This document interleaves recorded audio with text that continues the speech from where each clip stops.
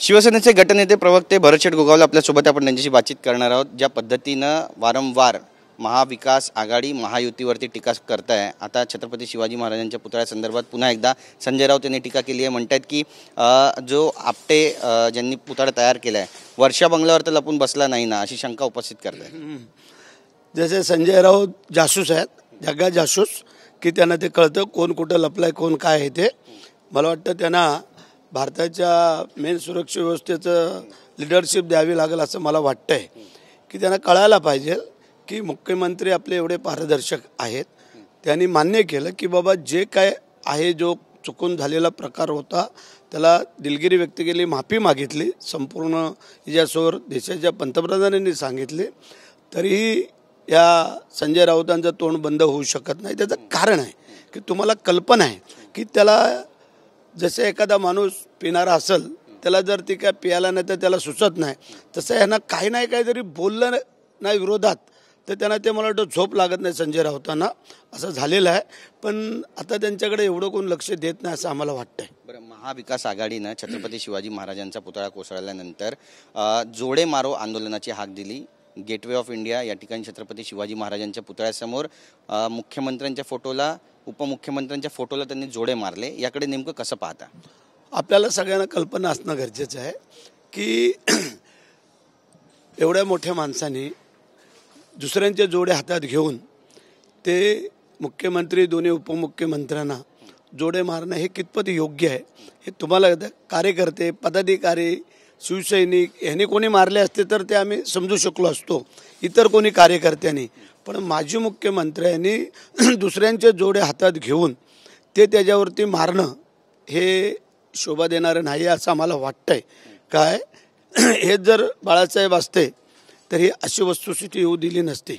आणि आम्हाला फार मनाला म्हणजे दुःख झाल्यासारखी बाब आहे की एका माजी मुख्यमंत्र्यांनी, एका आजी मुख्यमंत्री आणि दोन उपमुख्यमंत्र्यांना दुसऱ्यांचे जोडे हातात घेऊन त्याच्यावरती फोटोवरती मारणं हे कितपत नाही आहे। बाळासाहेब असते तर त्यांनी एखाद्या कोणतरी सनकन दिली असती, तो भाग वेगळा आहे। पण हे तसं नाही, आता हे दिखाऊपणा काय करायचा आहे तो त्यांनी करून दाखवला आणि स्वतःचं हसं करून घेतलं। नक्कीच, पण अजित पवार यांनी पण टीका केली आहे, रडीचा डाव काय खेळताय, हिंमत असेल तर समोर येऊन जोडे मारा मग बघतो एकेकाला, असं सुद्धा ते म्हणतात भाषणातून। काय म्हणाले याबद्दल? याच्यावरती मुख्यमंत्री, दोन्ही उपमुख्यमंत्री उत्तर देतील जे आहे ते। आणि आम्ही आमच्या तयारीत आहोत की जे आमची पद्धत आहे, एखादी जर काय चुकून चूक झाली तर ती मान्य पण करणं त्याला मोठेपणा म्हणतात, आणि तो आपल्या मुख्यमंत्र्यांनी, आपल्या पंतप्रधानांनी केलेला आहे, त्यामुळे आम्हाला त्यांचा अभिमान आहे। उदय सामंत यांच्याबद्दल जे वक्तव्य आता समोर येत आहे, राजन साळवी म्हणतात की उदय सामंत ते कोणाचेच होऊ शकणार नाहीत, ते भाजपमधून सुद्धा तिकीट घेऊ शकतात विधानसभेची। आता राजन साळवी आणि उदय सामंत हे बाजूबाजूला राहतात, त्यामुळे राजन साळवी काय बोलला आणि काय नाही त्याला उत्तर उदय सामंत पण देतील, त्यांचे बंधुराज देतील। कारण आता तिथून त्यांच्या बंधुराजांची तयारी चालू आहे उदय सामंतांच्या, म्हणून कदाचित राजन साळवेंना ते खटकत असेल। कारण या वेळेला किरण सामंत ह्यांना जर तिकीट तिथं दिली गेली तर ती सीट किरण सामंत निवडून आणू शकतात, आणि म्हणून करता ते आता काय नाही काहीतरी कारणं शोधत असतील राजन साळवी। तर मला वाटतं जे काय वक्तव्य केले ते चुकीचे आहे। पण राजन साळवी आणि किरण सामंत यांच्यामध्ये जर सामना झाला तर विजय कुणाचा निश्चित आहे? किरण सामंत यांचा विजय निश्चित आहे, कारण ते कामाला पण लागलेले आहेत आणि त्याप्रमाणे ते काम करत आहेत। त्यामुळे आता त्यांना तसं वाटायला लागलेलं आहे, जर किरण सामंतांना मुख्यमंत्र्यांनी तिकीट दिली तर मग राजन साळवींचं काही खरं नाही असं मला वाटतंय, आणि म्हणून करता राजन साळवींनी हे वक्तव्य केलं असावं। नक्कीच, एक शेवटचा प्रश्न आहे, महाविकास आघाडी म्हणते की आमच्या जागा वाटपाचा फॉर्म्युला ठरतोय, महायुतीत जागा वाटपाचा काही फॉर्म्युला ठरला? कारण अजितदादा पवार यांची बैठक सुरू आहे, 50 ते 60 जागा आपण लढवू यावर ते ठाम आहेत।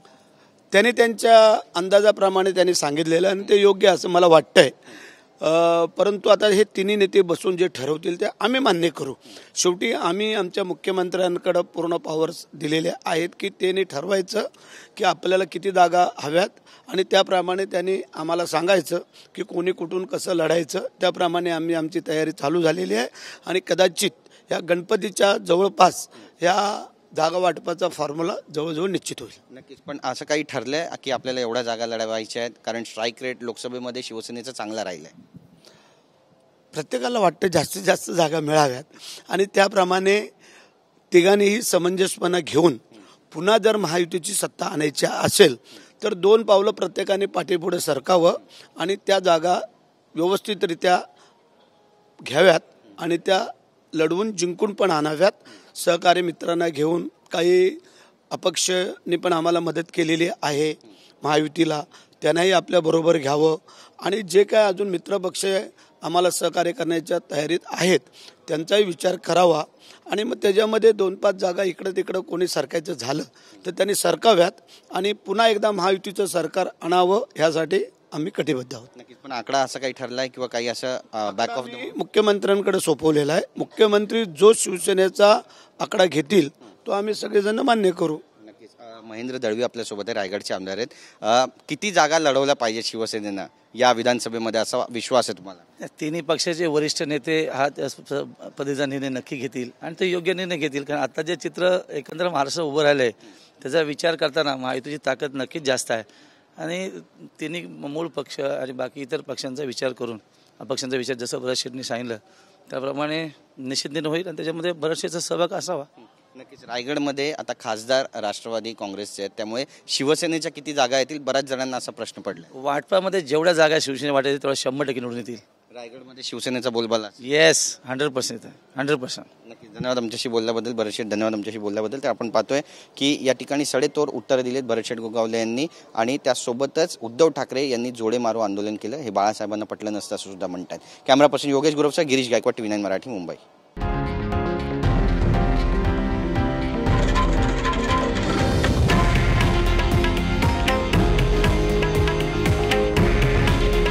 हे आहे देशातील नंबर 1 न्यूज नेटवर्क आणि आपण पाहत आहात TV9 मराठी. काळजी तुमची, हित महाराष्ट्राचं.